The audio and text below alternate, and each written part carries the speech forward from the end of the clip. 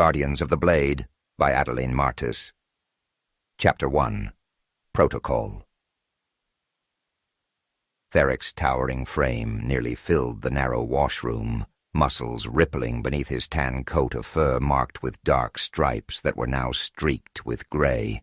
He raised a frayed piece of cloth to his mouth, meticulously scrubbing each of the long, sharp fangs inside his muzzle. The cloth caught momentarily on a jagged edge, making him wish for the toothbrush that had broken in his grasp a week before.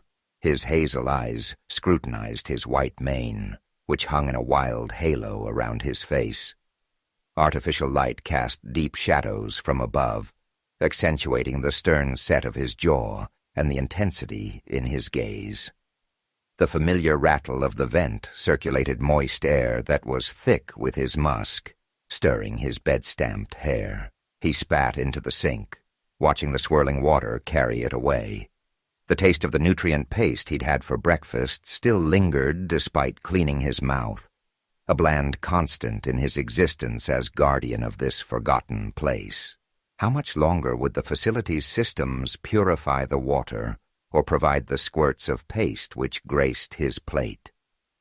It was a question that constantly gnawed at the back of his mind. Reaching for his hairbrush, he felt the worn wood of the handle, its once smooth surface now rough and splintered against his finger pads.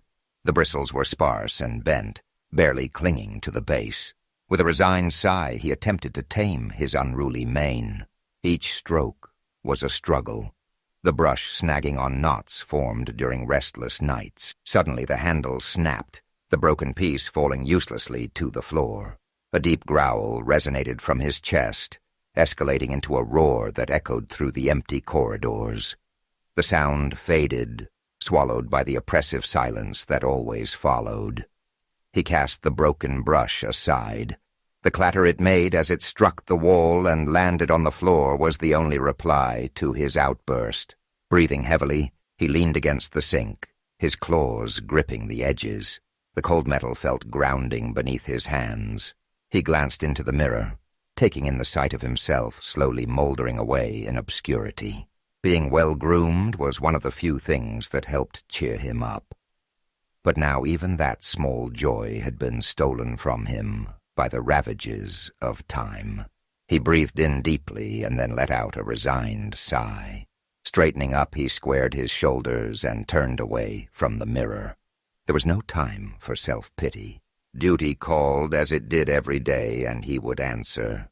Leaving the remnants of the brush behind, he strode out of the washroom, past his narrow bed, past the faded image of his king, past the Ferran flag on the wall, and past the picture of him with his brothers in arms who had abandoned him years before. The Urmah warrior moved through the silent corridors of the facility, his footfalls muffled by the metallic flooring worn smooth over years of solitary patrols. Reaching the control room, he pressed a large, clawed hand against the biometric panel beside the door. A soft chime acknowledged his identity, and the heavy doors slid open with a whisper. Inside, the control room was bathed in a cool bluish glow, emanating from the myriads of dormant screens and consoles. He reached out and tapped a series of switches, and the overhead lights flickered to life. Harsh, white beams that illuminated the chamber in stark detail. Dust particles danced in the air, stirred by the sudden activation of the life support system. He settled into the central chair, its padding molded long ago to fit his form. His fingers tapped the console as he accessed the message logs. Lines logging ambient signals scrolled past. A solitary transponder signal was highlighted yellow, but he'd seen yellow alerts countless times before. Probably just a freighter passing by the planet. There were no orders, no updates, just the same empty silence that had greeted him for years. A blinking light caught his attention. A motion sensor triggered outside the facility. Probably just wildlife, he mused. Perhaps a herd of grazers or a solitary predator prowling the barren landscape outside. The thought of fresh meat made his mouth water. Maybe a hunt would be worthwhile today. His gaze shifted to the array of external camera feeds displayed on the monitors.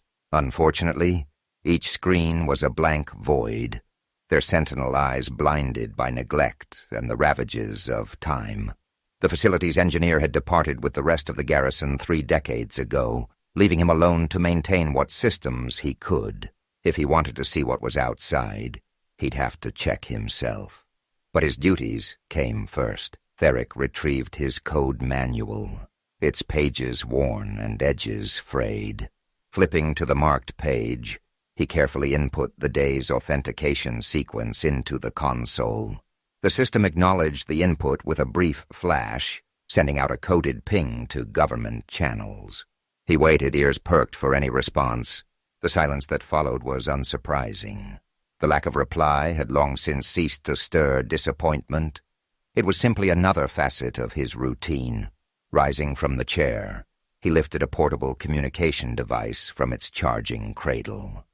The device felt solid in his grasp, a lifeline to a command that no longer answered. Hooking it onto his belt, he left the control room and headed toward the gym. The gymnasium echoed with memories of intense training sessions. Metal training dummies lay broken in the corner, their surfaces marred by countless strikes of his claws and sword. With no means to repair them, they stood as memorials to his relentless pursuit of readiness. Well, perhaps readiness was a stretch. Working out had become more of a meditative practice, one that helped keep him sane amidst the endless empty days. Therak approached the weightlifting area, where a heavy barbell rested on its rack. All the weight plates he possessed were already loaded onto the bar, yet when he grasped it and lifted, it still felt light. He began his repetitions, muscles moving with practiced efficiency, the clank of the weights providing a steady rhythm. As he lost himself in the familiar exertion, a sudden distant sound pierced the monotony, the faint hiss of the facility's main door disengaging. He froze mid-lift, ears swiveling toward the source of the noise. The lights overhead flickered, then shifted to a pulsing red hue, casting the gym in an eerie glow. A red alert. Therak's heart pounded as adrenaline surged through his veins. The facility's systems were indicating an unauthorized entry. Carefully setting the barbell back onto its rack, he strained to listen, every sense heightened. Who could have accessed the facility without proper authorization? Was it an attack? Was this an intruder who had somehow bypassed the security protocols? His fingers tensed instinctively, and he reached for his sidearm, only to find it wasn't there. There was no time to go to the armory. Steeling himself, he flexed his claws and padded toward the entrance corridor, muscles coiled and ready. As he navigated the crimson-lit passages, shadows danced along the walls, and the wail of an alarm echoed faintly through the halls. Therak pushed aside any trace of uncertainty. Even though he was unarmed, whomever had entered his facility would soon face an elite Pheron warrior, and they would not survive to speak of the experience. Dropping to all fours, he stalked stealthily through the corridors, the crimson glow of the red alert casting long shadows along the metal walls. As he approached a junction, a flicker of white light illuminated the adjacent passageway. He pressed himself against the cold wall, muscles coiled, eyes sharp. Peering around the corner, he saw a small, dark-furred female Urmah, a feline with striking golden eyes. She moved with agile confidence, her lithe frame barely making a sound as she approached an access panel on the wall. "It stinks in here," she muttered, wrinkling her nose. "Anybody home?" she shouted, her voice echoing through the empty corridors. He remained silent, observing her. She didn't wear any military insignia. Her attire was that of a scavenger, complete with a belt of dangling tools for stripping and dismantling. Greedy bastards. He'd seen them several times, scouring battlefields even before the dead were cold. His jaw tightened. She turned her back to him, deftly opening the panel and fidgeting with the tangled wires inside.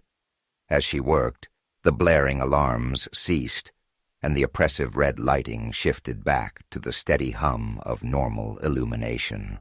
"Got it!" she called out toward the entrance, a hint of pride in her voice. Seizing the moment, he crept closer, each step deliberate and silent. When he was within striking distance, he launched himself at her with a fierce roar. The edge of his hand struck the side of her neck with precision. Her golden eyes widened in shock before her body crumpled to the ground, unconscious. A startled cry echoed down the corridor. "Nyra!" He snapped his head toward the voice to see a young, dark-furred Urmah male staring at him in horror. The male's hand shook as he raised a disruptor, aiming directly at Therak's face. Their eyes met, a clash of determination and fear. Without warning, the male repeatedly pulled the trigger. Therak's whiskers twitched, and his fur prickled as bolts of energy sizzled through the air. He twisted and leaped, the shots scorching the wall where he'd stood moments before. A high-pitched whine filled the corridor, the telltale sign of an overheated weapon. The young Urmah frantically tapped the disruptor, panic evident on his face. Therak did not hesitate. With a guttural growl, he charged forward, bursting through the doorway and into the large open airlock. 4 small, dark-furred Urmah surrounded him, their expressions shifting from surprise to terror. "A Farron soldier," one shouted, voice shaking with fear. "We should run." "We can't. He's got Nyra," said the dark-furred male, pulling out a long knife. The invaders steeled themselves, their faces darkening with murderous intent. They closed in, brandishing improvised weapons wrenches, blades, and claws. Time seemed to slow as Therak assessed their weak stances, his training kicking in. The first attacker, the male with the long knife, lunged at him. Therak sidestepped smoothly, grabbing the assailant's wrist and wrenching it backward until a sickening snap echoed. The knife clattered to the floor as the attacker dropped, clutching his broken limb.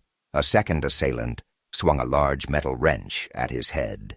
He ducked, the wrench whooshing harmlessly above. Rising swiftly, he delivered a powerful uppercut beneath the attacker's chin, sending him sprawling backward, his neck tilted at an unnatural angle. 2 remained. They hesitated, exchanging nervous glances. One charged with a roar, claws extended. Therak met him head-on, their bodies colliding. He drove his elbow into the attacker's ribcage, feeling the bones give way. With a swift motion, he tossed the smaller Urmah aside. He landed in a heap, coughed up blood, and then lay motionless. The last attacker, a female, backed away, fear flickering in her eyes, her ears flat against her head. She brandished a dagger, her hands trembling. "Stay back," she warned. Therak advanced steadily. She thrust the dagger toward him, but he deflected it effortlessly, trapping her arm and twisting. The dagger fell as she gasped in pain. With a decisive strike on her sternum, he ended the confrontation. The female slumped to the ground. "Please," she gasped. "We're at war, and you trespassed. I'm sorry, miss. I'll make it quick," said Therak. He raised his claws, looking down on the fragile female, who was no longer a threat to him. He hesitated, warring with himself. He had been raised to never strike a felina, but protocol stated that no intruders to this facility were permitted to survive during a time of war. If the location of this facility leaked and it was captured, the cataclysmic weapon it contained could destroy countless lives. Taking advantage of his hesitation, the felina produced a hidden blade from somewhere on her body and thrust it at his thigh. Therak instinctively hopped back and slammed his hand down atop her skull, crushing her life. Her body crumpled at his feet, a substantial divot in her skull. He stared down at her corpse for a moment, disbelieving. Why? He asked, as if she'd somehow rise and tell him. The male with the broken arm started moaning and rolling on the ground, distracting him. He walked over to the male and placed his foot on his chest. I surrender. Please, I didn't want to fight. But Nyra is our pilot and engineer. We couldn't leave without her. He said. Therak glanced to the unconscious Felina back in the hall, and then back to the male. It must get lonely out here, right? If you want her, you can have her. Just let me live. I'll go. I won't come back. He said, his face desperate. Therak's eyes narrowed at the coward as he sold out his crewmate. Without a word, he slammed his palm onto the male's muzzle several times until he stopped moving. Then, one by one, he went to the others who had attacked him and verified they were dead. Heaving a heavy sigh, Therak surveyed the scene. Corpses lay scattered around him, the scent of blood and ozone thick in the air. He tossed their bodies outside onto the desert sands. The suns outside were high, with not a cloud in the sky. There was one small craft outside. It looked like a custom build, not like any of the factory-made craft that he'd seen before. Its metallic sheen stood out more than he liked. The atmosphere was breathable, but he had no idea how hot it would get during the peak of the day. There were no other signs of life. A soft groan drew his attention back to the corridor. Therak approached, his footsteps echoing ominously. Nyra stirred, a soft moan escaping her lips. Her golden eyes fluttered open, confusion evident as she took in the scene. Her eyes lingered on Therak's claws, drenched in the warm blood of her companions. You killed them," she stammered. "They violated a restricted area," Therak replied coldly. "How did you get in? Who gave you the access code?" The Pheron access codes have been public knowledge for years," said Nyra. "Impossible! Don't lie to me!" Therak roared. Nyra screamed in terror and shielded her head. "Please, I swear it's true. We didn't know anyone was here. We're scavengers. We thought this place was abandoned." "That does not excuse your trespass," he said, his gaze unwavering. She pushed herself up slowly, trembling with fear.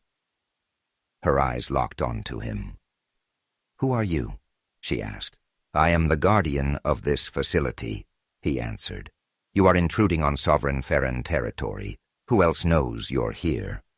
She glanced around as if looking for a way to escape. No one. I beg you. Please don't kill me." "We meant no harm," she pleaded. "We were looking for supplies, technology to trade. We didn't think anyone was left after the war." He felt a jolt run through him. His eyes bore into hers. "What did you just say?" he demanded. She hesitated, confusion knitting her brow. "We're scavengers. We thought no one was here." He took a step closer, towering over her. "After that," he pressed. She blinked twice, realization dawning in her eyes. The war is over. It's been over for 30 years, before I was even born." The corridor seemed to spin around him. "That can't be," he murmured, a knot forming in his stomach. His reality began to warp, the steadfast truths he clung to unraveling. "Why didn't Command contact me then?" he questioned aloud. "If we won." "You didn't win," she interjected with caution. "The Pheron lost. The entire quadrant united against you. Your king is dead, and his empire gone." A surge of anger and disbelief coursed through him. "No!" he roared, the sound reverberating off the metal walls. He slammed his fist into the wall beside him, denting the panel with a resounding crash. The force of the blow sent a tremor through the structure. Nyra recoiled, cowering on the floor, her ears flattened against her head, and her tail wrapped tightly around her. Fear flashed in her golden eyes as she pressed herself against the wall. He stood there, chest heaving, fists clenched. The weight of her words pressed down on him, threatening to crush the very essence of his existence. Everything he'd known, everything he'd sacrificed for. It was all gone. His gaze snapped back to her, sharp and piercing. Without warning, he reached down and gripped her by the front of her shirt. She gasped as he hoisted her to her feet, her legs barely supporting her. "Don't kill me," she pleaded, tears streaming down her face as she struggled against his iron grip. "Ferin warriors don't kill Felina. Don't kill unarmed civilians. Where is your honor?" Her words struck a deep chord in him. "I have never abandoned my honor." "But you killed them. They did nothing wrong," she said, her voice quaking. "I regret that. They attacked me, and my protocol states—" he began, but she cut him off. "Damn your protocol. They were untrained and half your size. What about your legendary Ferin pride?" she said. Her words cut him deeper than claws or blades. "I'm sorry," he said, his voice trailing off. He started to say more, but then thought of the spacecraft outside the facility. Was this a ploy to buy time for reinforcements? Therak set his jaw in grim determination. Dragging her along the corridor, he moved with purpose. She stumbled, trying to keep pace, her protests echoing futilely in the empty halls. "Where are you taking me?" Nyra demanded, panic lacing her voice. He remained silent, eyes fixed ahead. Reaching one of the unused bedrooms, he pressed his hand against the panel beside the door. It slid open with a hiss, revealing a sparsely lit interior. He took her tool belt, tossing it clattering to the ground, before shoving her inside. She stumbled forward, catching herself before she fell. Spinning around, she looked so small. "Wait, please," she pleaded, her eyes wide with fear. "You can't just leave me in here." He met her gaze, a storm of emotions swirling behind his eyes, rage, confusion, a flicker of shame. Without a word, he stepped back, and the door slid shut between them. The lock engaging with a decisive click. Nyra rushed to the door, pounding on it from the other side. "Let me go," she shouted. "You can't do this." Her voice echoed faintly in the sealed corridor. He stood on the other side, listening to her muffled cries. For a moment a pang of doubt pierced his resolve, but he pushed it aside. Turning away, he walked down the hallway, his footsteps heavy against the metal floor. As he moved deeper into the facility, her words haunted him. The war was over 30 years ago. His king is dead. The foundations of his reality were shaken, and uncertainty gnawed at his core. But duty had been his compass for so long that for now, it was the only thing he could cling to. His duty brought him to the most pressing issue. Should he kill her? As he walked away from the locked room, Nyra's muffled pleas faded into the background. The image of her golden eyes lingered in his mind's eye, striking and filled with fear. Guilt gnawed at his guts. Protocol dictated that he should eliminate any intruders during wartime. He didn't want to kill her, though. He struggled with himself for a moment. The image of her bright eyes as she shut down the security system stuck in his memory. She was clever and an engineer. If so, he could use her help. In peacetime, useful prisoners could be kept. Relief flooded his heart as he clung to the loophole, his choice making him happier than he'd like to admit. Therak shuddered and pushed the thought of killing the poor girl aside. Needing fresh air, he made his way to the facility's exit. He deliberately avoided the area where the bodies of her companions lay, not wanting to confront the aftermath of his actions. Stepping out into the harsh sunlight, he squinted as his eyes adjusted to the brightness. The scorched landscape stretched out before him, a barren expanse of sand and rock under a cloudless sky. His gaze settled on the small spacecraft the intruders had arrived in. Its sleek design was unfamiliar, simple yet practical. There were no shields, sensors, or weapons that he could see. Most of the vessel seemed dedicated to its engines and hold. a speedy hauler ideal for a scavenger. It appeared she was telling the truth. He briefly cleaned the blood from his claws in the sand before opening the door. Climbing aboard, he moved to the cockpit, ducking his way through a vehicle not designed for a Pheron's size. He located the transponder A device that could broadcast their location to anyone listening. Ripping it out, he crushed it effortlessly between his hands, metal and circuitry crumpling under his strength. Any chance of someone tracking the vessel was now eliminated. However, if she had logged a flight plan, there was a distinct possibility that her last location was known. Someone could come for her eventually, and the silver sheen of the ship would easily be spotted from above. He surveyed the cockpit, his fingers brushing over the controls. Finding the starter, he hesitated for a moment before pressing it. The engines hummed to life, a gentle vibration coursing through the ship. Sealing the hatch, he settled into the pilot's too-tiny seat, the leather creaking beneath his weight.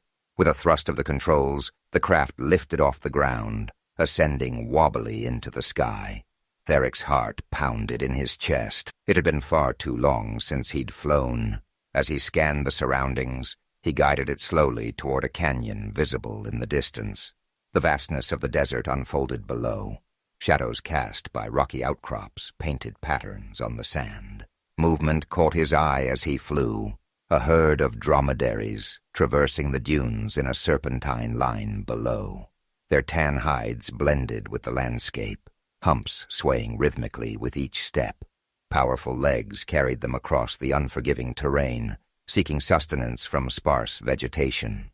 The sight stirred a primal instinct within him, a hunger for meat echoing deep within. Reaching the canyon, he eased the ship down into a sheltered crevice between towering cliffs. The rock walls rose steeply on either side, providing concealment from prying eyes and protection from the elements. Powering down the engines, he sat for a moment in the ensuing silence. Protocol dictated that he should destroy the craft to prevent any possibility of it falling into enemy hands. But something made him pause. The technology could prove useful, and with no support from command, resources were scarce. He decided against obliterating it for now. Exiting the ship, he dropped to all fours, muscles coiling as he broke into a swift run across the desert floor. The heat was intense, but his endurance was honed from years of rigorous training. Adjusting his path, he headed toward where he'd seen the dromedary herd. Cresting a dune, he spotted them grazing on sparse tufts of grass. Selecting the largest of the group, he approached stealthily, using the wind to mask his scent. With a sudden burst of speed, he launched himself at the creature. The hunt was swift. His claws found their mark, and the dromedary fell. He hoisted the hefty carcass over his shoulder and switched to running upright. It was a longer journey back than he thought. The suns began to dip toward the horizon as he ran, casting long shadows across the sand. Upon reaching the entrance, he entered the cool interior. The contrast to the outside heat was jarring. He carried the dromedary to the cold storage room, quickly gutted the beast, tossing its innards into the recycler for later use in nutrient paste. He then deposited the corpse among the preserved supplies. The prospect of fresh meat was a welcome change from the tasteless paste. He was looking forward to indulging himself in the days ahead.